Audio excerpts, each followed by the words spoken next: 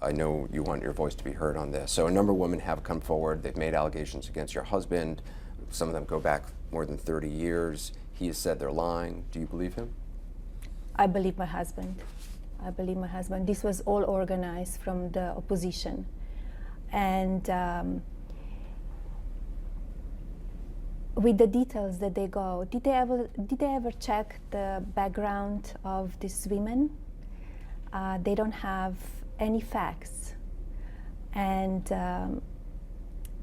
even the story that came out in People magazine, the writer, that she said that my husband took her to the room and started kissing her.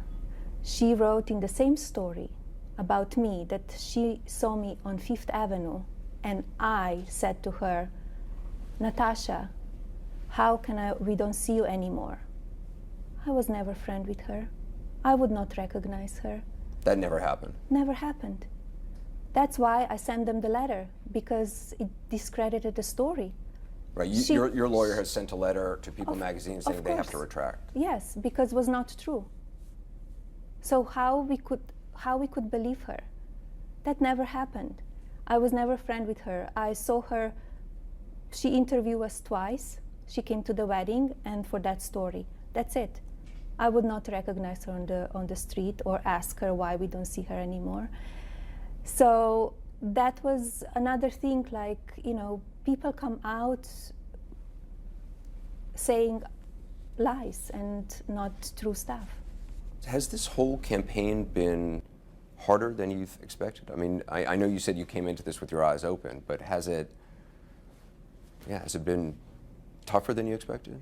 I didn't expect media will be so dishonest and so mean. I didn't expect that. Also for me, from the beginning, I never had one correct story, one honest story. From New York Post, 2 days in a row, they put me on the cover with the pictures that I did many, many years ago as a model. I'm very proud I did those pictures. I'm not ashamed of my body. I feel very comfortable with myself and with my body. And they were taken for a European French magazine. And in Europe, we are proud of bodies, no matter what size you are.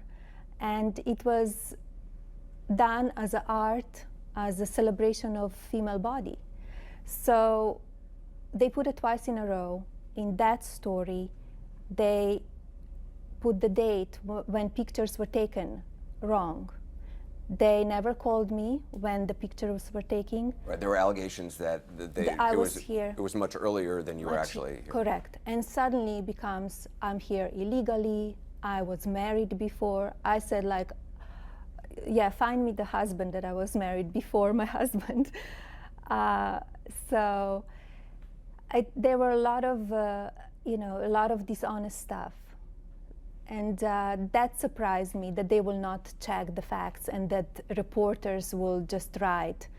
And surprised me also because every story, it's a female reporter.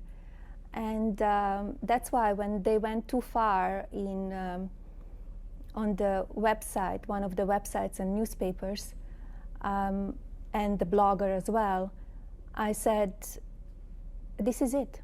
I will fight for myself. I will fight for my name. They cannot damage my name and my reputation because it's not true. And the names that they're calling me, they're calling my husband, they're calling my family, it's unacceptable.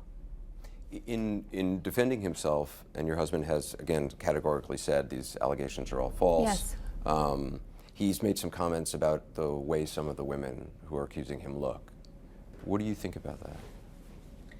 Well, that's him. He's raw. He will say it as he feels it. So, I know he respects women, but he's defending himself because they are lies. You have a young son. Yes. Is he aware of all this? Is that a conversation you have to have with your son? I let him have a normal childhood as possible. We talk a lot about the campaign. We talk about the language because I don't allow that he uses bad language.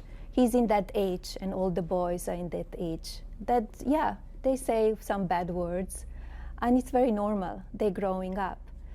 But I tell him that, you know, there are consequences as well, and he needs to be careful the language he uses. I teach him, I tell him, that's why it was my decision not to be on the campaign trail.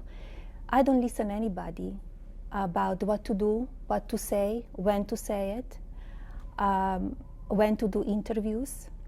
If it will be, for example, for my husband or the campaign, they will have me on the trail all the time. They wish to have me there. But I made the decision. I will be a parent to our boy, to our child. Your husband said last week that you two are stronger today than you ever were before. Do you feel that way? We always have a great marriage and strong relationship. And he said many times, you know, that I'm a rock for a whole family. And yes, we are very strong. We are two independent people thinking on their own and have a very open conversation. And I think that's very healthy for the relationship.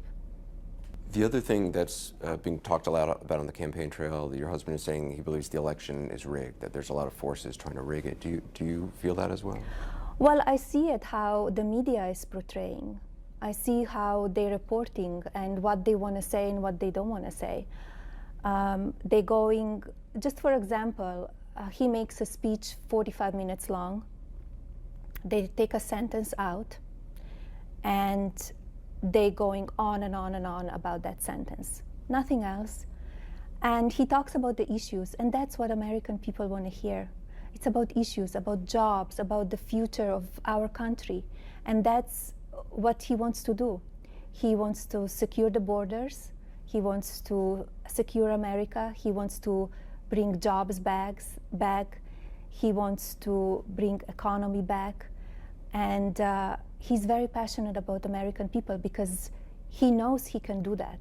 He's a worker, he's a fighter, he's very passionate about it, and he will not give up.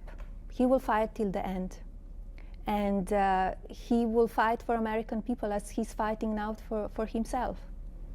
You have one more debate coming up. Do you Yes. get nervous? No. You don't? No. I always said to him, be you, be yourself, be calm, be focused, stay on the issues, because American people, they want to hear what you will do for them. Because we discuss many times at home, and I know what is he in his mind, and the way he can lead that country. We're 3 weeks to the election.